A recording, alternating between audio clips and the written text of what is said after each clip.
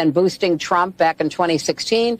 But I also think there are Americans who are engaged in this kind of propaganda.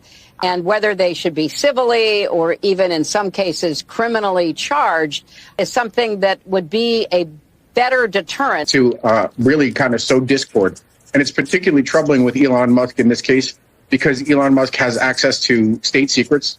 He has top secret security clearance. It's possible that some of that is seeping through. Putin has been very effective in playing both Trump and Elon, and he's been using the richest man in the world to do his bidding. In some cases, that's encouraging him probably to support Donald Trump. That's not speculation. We see how far in Elon has gone. Both Mahomes and teammate Travis Kelce had their Kansas homes robbed on back-to-back days just last month. And just two of the growing number of celebrity athletes. One of the latest cases may be in Santa Clarita. Drones used to surveil 3 homes in a well-to-do neighborhood. Then hooded suspects entered the backyards and break in, only to be followed to a nearby motel parking lot. So the Trump presidency in 2025 and for the years to come is often framed as a stark contrast to a potential Kamala Harris presidency. Now, with supporters emphasizing Trump's focus on economic policy, deregulation, and national security, let's just get to the key points of Trump's re-election and how they compare to Kamala Harris's policy proposals. Maybe some of this can talk some sense into the mainstream media. Remember, Trump did pledge a series of tax reforms, including ending taxes on Social Security, overtime pay, and tips. He claims that would directly benefit the working class Americans. He also proposed reducing the corporate tax rate for companies producing in the United States. This will encourage domestic manufacturing jobs, and these policies will continue to help his administration in the previous efforts to prioritize job growth and reduce the tax burdens. I heard what you're saying about X. I saw a survey this week. It's now the most ideologically balanced user platform. Scott, stop. It's too early. I just sat down. I've only been here for 2 minutes. You cannot continue to say. You cannot say that. So that's the case. So Who's the source of that? What I find, we reported it on this network. Politicizing a natural disaster, what FEMA is warning about. The only person making an accusation that people are not getting what they've asked for is Trump, falsely claiming that the administration is withholding resources because of political affiliation. That is just Hurricane Milton victims in Florida may have been denied help for being Trump supporters. A FEMA official has now been fired for telling relief workers to bypass homes with Trump vans campaign signs. Oh, hold on.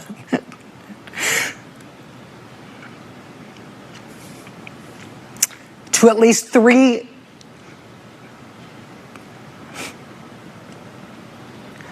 Can we put up the graphic of this? I think I'm going to have to hand this off. Yeah.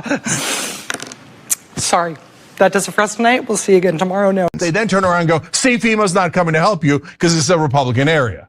And then people go, see? No, not see. You've got to see for the first time in your life if you're MAGA.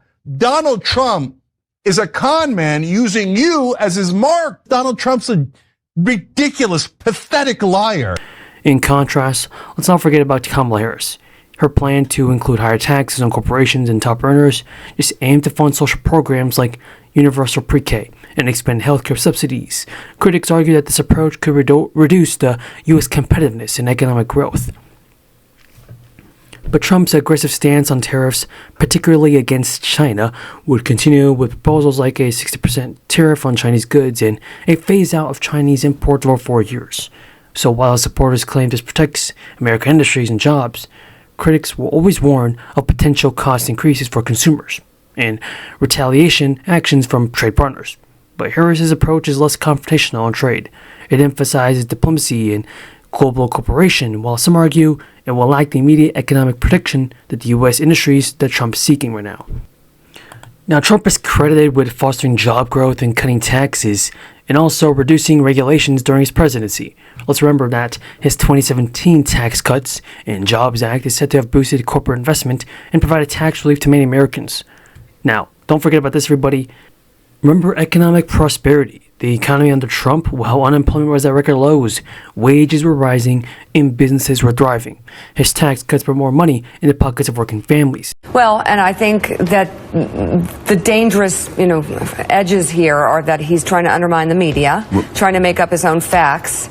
And it could be that while unemployment and the economy worsens, he could have undermined the messaging so much that he can actually control exactly what people think. And that is our job. Yeah, if you look at that is our job. Yeah, if you look at the United States has a population of north of 327 million people. Why do we need more kids? I mean, your party, Senator Tuberville, is the one screaming that 10 million immigrants, which I don't even know that number even makes any sense because it doesn't, have streamed into the country since Joe Biden has been president. And you're claiming that that's too many people, that if more people come into the southern border, this is some sort of crisis because we've got too many people and we've got no more space and we can't afford more people. But now you're saying we need more kids? Can you explain who's the we and what's the purpose? You're also a senator from the state of Alabama. God help the people there. It's not just that Donald Trump poses a threat to democracy. It's that Donald Trump only cares about himself. This is a populist looking to serve his own interests and harm other people and dismantle our democracy and make it just about himself. This is a guy who's doing it on behalf of Putin. Do you think Trump cares about any of his supporters? I think he's only ever cared about himself. He's still a greasy pig. He's still a greasy pig. He said that a hallmark of strongman leaders is they don't care about their followers. Loathes Donald Trump. Things like a lunatic and a criminal, someone corrupt who's bankrupted people. That the goal for all of us to save our republic has to be to keep Donald Trump far away, make sure he never gets anywhere near the Oval Office again. The threat that Donald Trump is to this nation. Cult of authoritarian personality in league with autocrats and kleptocrats and dictators all over the world. And don't forget, Trump put America first all the time. His policies made a huge difference for basically the hardworking Americans, the real people of America. He renegotiated trade deals that were unfair to American workers and stood up to China. He imposed tariffs to protect their industries. And whether it was securing the border or strengthening the military, Trump made it clear, America comes first. He didn't let other countries walk all over us. He held NATO allies accountable, stood up to adversaries like Iran, and made historic strides in the Middle East.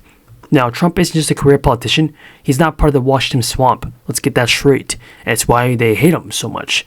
He challenged status quo and gave a voice to millions of Americans who just felt ignored by the elites. Let's just start, again, 101 of like what we should expect should he do this. Day one, 25% tariffs on Canada, Mexico, 10% on China, like what that would do. Look, the most important thing to understand is that a tariff is a tax on Americans. When Home Depot wants to bring a washing machine across the border, it's actually Home Depot who has to pay the tariff to get that washing machine out of customs. So even at a very literal level, it's not China or Korea that pays. And so then Home Depot has a choice.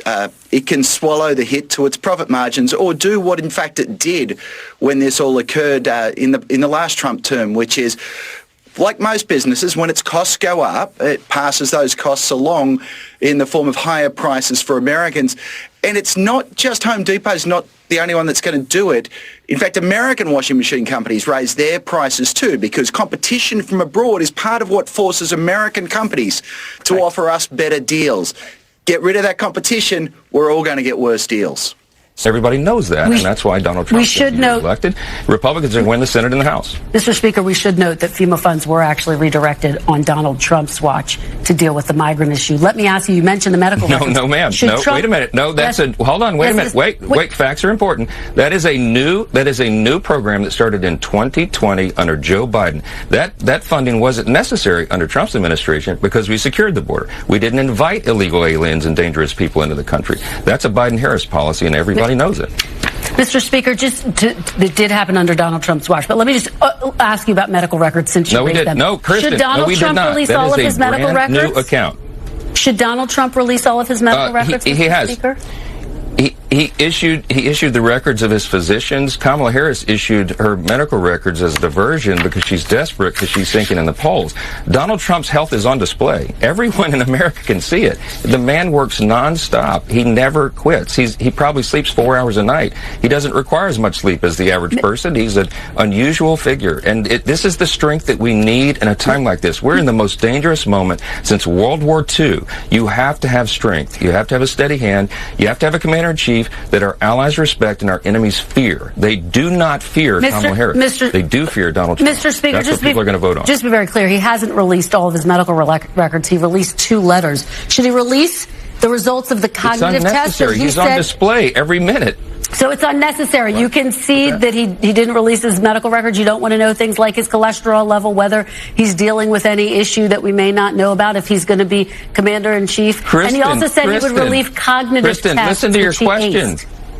Should he release that? The American people, Kristen, the American people don't care about the cholesterol level of Donald Trump. They care about the cost of living and the fact they cannot pay for groceries because Kamala Harris and Joe Biden's policies have put them in that situation. The medical records are irrelevant. Let's talk about things that the American people care about. That's why Donald Trump is surging in the polls, because he's doing that on stages, in interviews, nonstop around the clock, and Kamala Harris has done nothing. Every time she talks, her numbers go down because she is uniquely unqualified to be the commander-in-chief.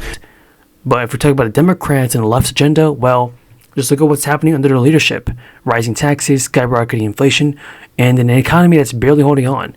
Don't forget they've been in power for at least 90% of the past 50 years.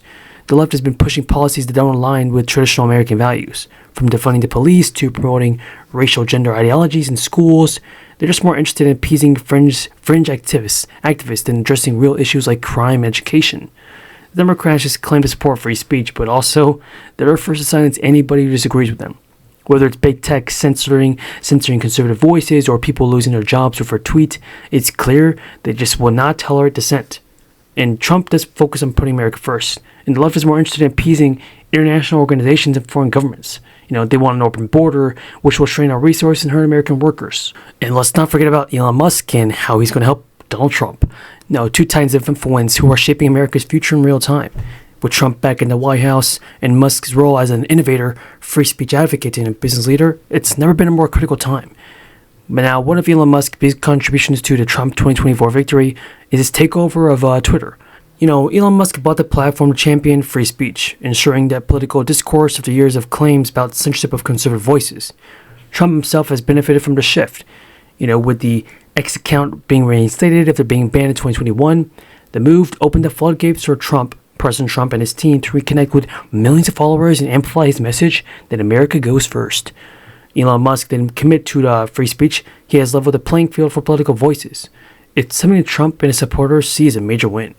Now, both Musk and Trump share a vision of strengthening the American economy. Trump has long championed bringing manufacturing back to the United States, and Musk is the perfect example for that. Tesla gigafactories to SpaceX cutting-edge rocket production, Musk has shown that American innovation can lead the world. With Trump back in office, expect policies like tax incentives and deregulation that support entrepreneurs like Musk, bringing jobs to America once again. Another way Musk is probably going to help President Trump is through the future of energy and infrastructure. While their approaches differ, Musk is all in on renewable energy, and Trump champions energy independence.